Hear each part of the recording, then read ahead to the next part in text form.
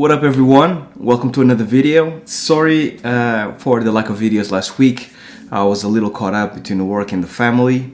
But now I'm back and I thought maybe today, even though it's not a full-fledged video, I should at least drop a little something. And since the Toy Story full trailer was just released, no better time for me to actually drop a little analysis of the trailer or breakdown. So basically the trailer through my eyes to kind of share the experience with you guys as I watched it once. And since then I haven't watched it more, so you can have my full views and thoughts here exactly as I work through it. So let's do it. Let's get into it and let's review this stuff.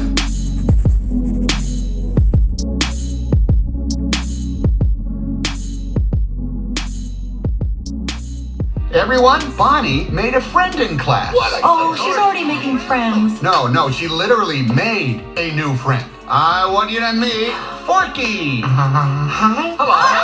Hi. He's a spork. Yes, yeah, I know. They start by actually introducing a whole bunch of characters. They kind of like intend to give you a preview of how Sporky came about and also how all the main characters are coming into the fore. So I think this guy here, it's a new character, she's a new character, he's a new character, and I believe that's all. All the rest are old school characters. This screen maybe suggests that these three characters are going to be big. I love the expression of Woody on this. Definitely his expression shows that he's there and you should notice him. And then when you go into Sporky, I really like what they did with the eye and the fact that he has like these little glued on eyes. To animate this must have been a lot of fun to actually kind of add that little weight into the eye. I think that would have been a lot of fun. And I love the creativity behind how handmade he is. It's just great. He has like this like drawn thing, like he's been used a lot. Chewing gum here on the bottom, two pieces of like ice cream stick. He's not a very well designed character. While Woody, in comparison, you can tell how polished he is in comparison to Sporky. They went the complete opposite way. It's beautiful, I think. And then when they all introduce themselves to him, he gets really scared, falls down, and one of his eyes pops out. And I love this scene. It's really nice, really well animated. Here, he's moving a lot. Obviously, your eye gets drawn to him. Woody is pretty much still. He just moves down, and as soon as he falls down and there's no more movement, his eye pops out. And the expression of Woody is beautiful here. The only thing he does is like a little step back, and then he just looks so worried. It's so cool. He doesn't know if he should pick up the eye or he should pick him up first. These guys are thinking, what's up with this guy? This character shows up as well in screen. I don't know exactly if he's a character or if he's a prop. Maybe he's a prop. So now his arm is up now, all bent because he's on the floor. He's been on the floor. Woody tries to fix him. So cool. Let's continue. Forky is the most important toy to Bonnie right now. We all have to make sure nothing happens to him. Woody, we have a situation. I am not a toy. So this is where the trailer takes a turn for the dark. I didn't expect this, but it's nice. I think they changed direction heavily. This is what we're used to in a way. You know, Woody with a happy face. The rendering obviously is just massively upgraded. You can tell that they did an amazing job. Woody still has that like really friendly face. And then all of a sudden you have a massive pause here for a little bit. And then he's just trying to escape. And we're like, I'm not a toy. I need to actually kind of just... Not a toy. I was thinking... And he jumps out the window. Soup, salad, maybe chili, and then the trash. It's like he wants to die because he's a spork. Oh man. I don't know how they come up with these ideas. It's so cool. And the fact that when he jumps out the window, and because he's a plastic fork, the wind just takes him away. Oh man, so nice. They didn't give him any weight. He doesn't have any. He's a spork. And then Woody obviously being the good guy and Buzz, they want the toy to actually kind of come back because he was her favorite toy. and they'll do anything for her. This sequence here when he falls down, I think is really nice. I love how, because Woody doesn't have really any joints, I always love how they use his limbs and how they break his limbs so much. Like there's no shape to him except for the plastic face. Why am I alive? You're Bonnie's toy. You are going to help create happy memories that will last for the rest of her life. Huh? What? Oh, yeah.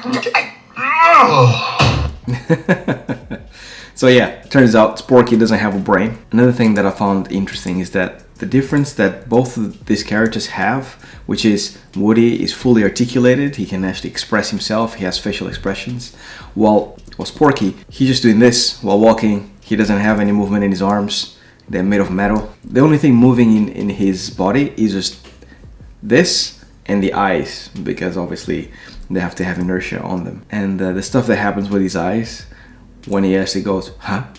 And his eyes just keep on rolling.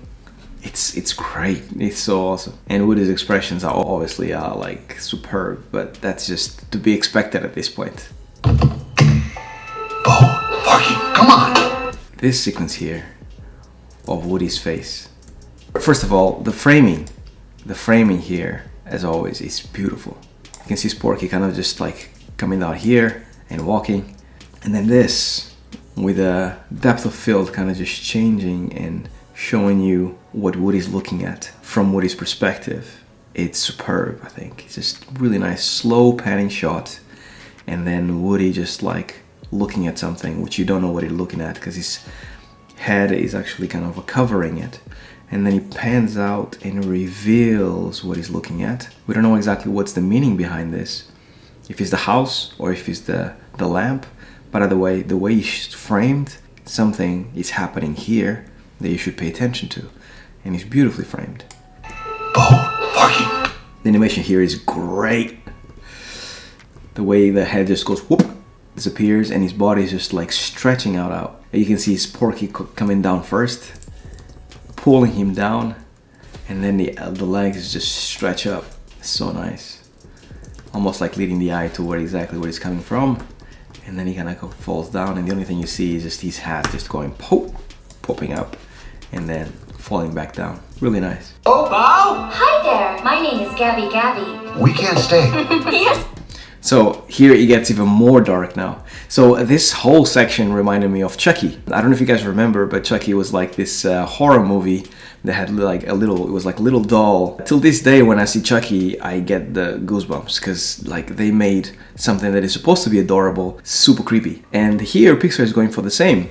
They most likely got influence from Chucky. And if you pay attention here, you can see that the eyelids are actually kind of moving at different speeds, and that makes it even more weird. And the fact that she has like this ironic smile while she talks, and this marionettes that come through as well, they just add to the creepiness, because here they don't even have like eye darts, they just looking straight into the camera. Oh my god. And the arms here, like the fact that they're not moving the arms, just going towards you with the face. Once again, marionettes trying to actually make it through this area, and now like the head is moving backwards because they are trying to fit in, and this thing is on the way. There's another marionette coming through here. Yeah, it just makes it super creepy. I think this is the first Toy Story that is going to be dark. Not used to it. It feels fresh, feels nice. What Pixar is doing is really nice. I think it shows a lot of female empowerment, which I love. It's not Woody saving the day, which normally is. She is coming to actually kind of kick ass and save him. That's pretty cool. And the whole sequence here, when she kind of starts kind of walking and then jumps, goes down, slides, the facial expression goes like focus. And then she kind of takes off the doll by putting the stick on her leg.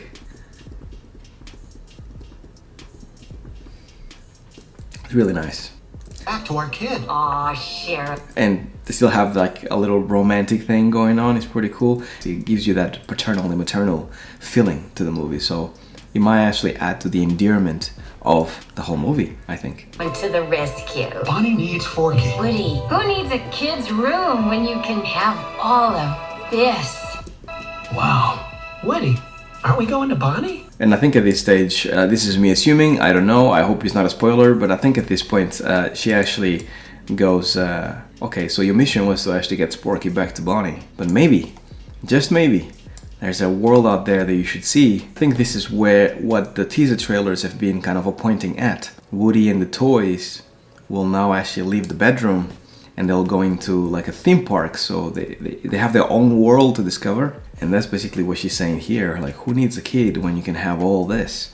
And then It's they a frame. kid's room when you can have all of this. So at this point we finally see the whole theme park. Wow. Woody, aren't we going to Bonnie?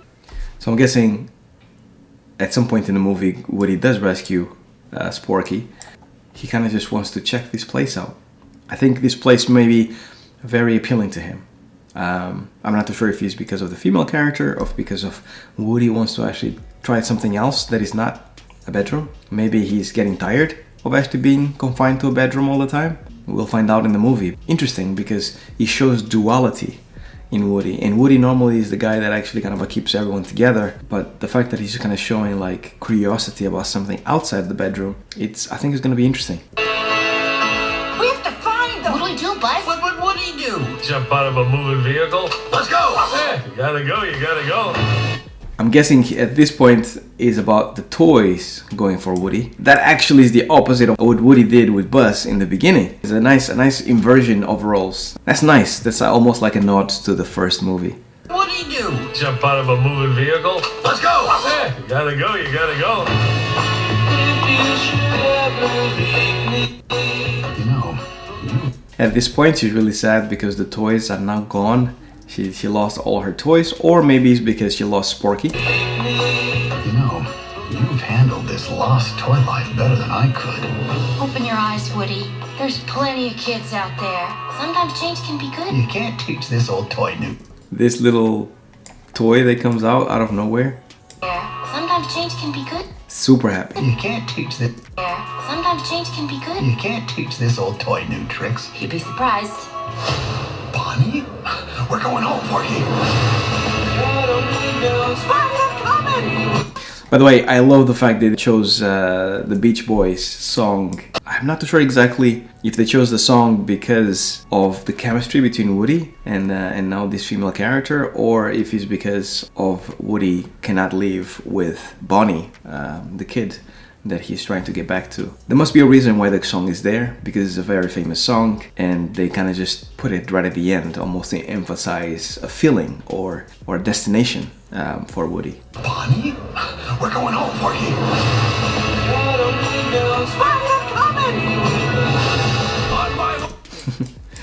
This thing here, this bit here is really nice. The run is just so creative.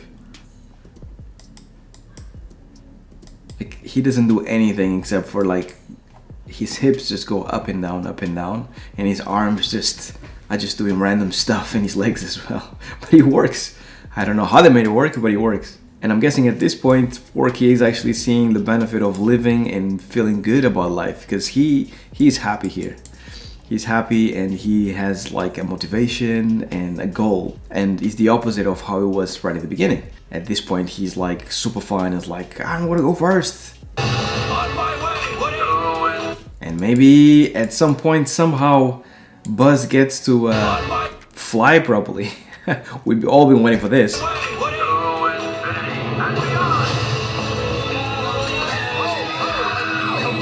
And this, I think this character is Keanu Reeves, I believe. And there's some kind of story about like why he actually got to voice this character. And they emphasize them a lot. So I think he's gonna be another big character that hasn't been shown in the beginning. So I do hope so anyways.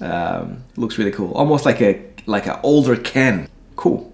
Don't let Woody leave.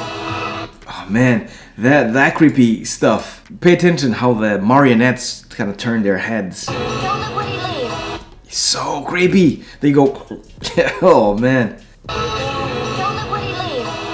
Kids lose their toys every day. Kids lose their toys. Once again, like here they have Sporky, so obviously they took him as a random. Woody has Sporky's arms, so I guess he got caught trying to save him or something. And once again, the marionettes, like the way they run. Look at the legs are all broken, the arms are down. When he grabs Porky, like the arms are all broken here. Even when they run with the arms forward, it's like all broken. It enhances the sense of marionette. I think it's such a good choice.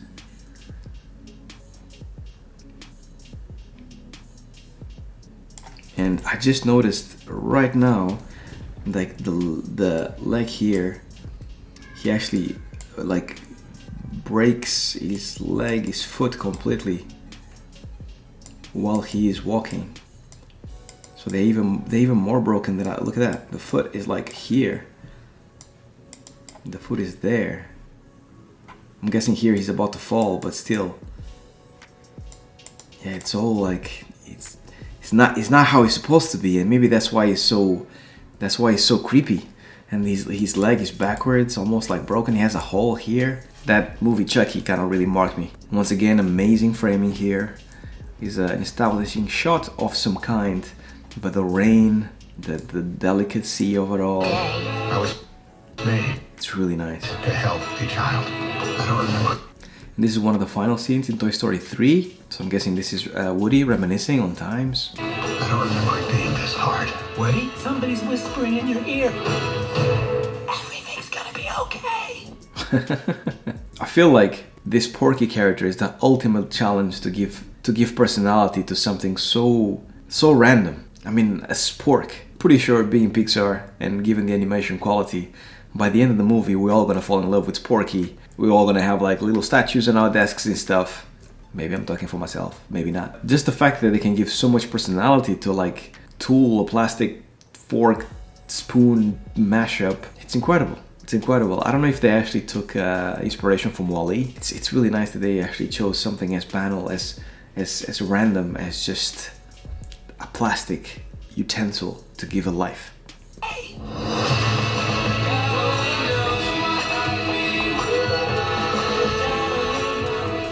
So it's a short video. I just thought that I should do it.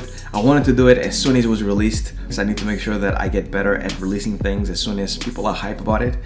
I'm not very good at it right now, but to me it's important for me to kind of tell you guys what I think in a visual manner. So I hope you guys like what I've seen. Please drop a comment below if you think that this is good, this is bad, if I missed anything. And for all the animators out there, let me know what you think about the quality of the animation.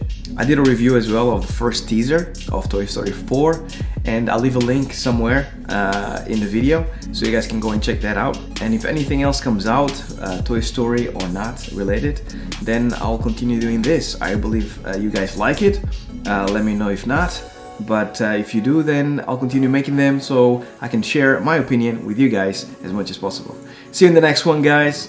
Until then, stay well, stay safe. Peace!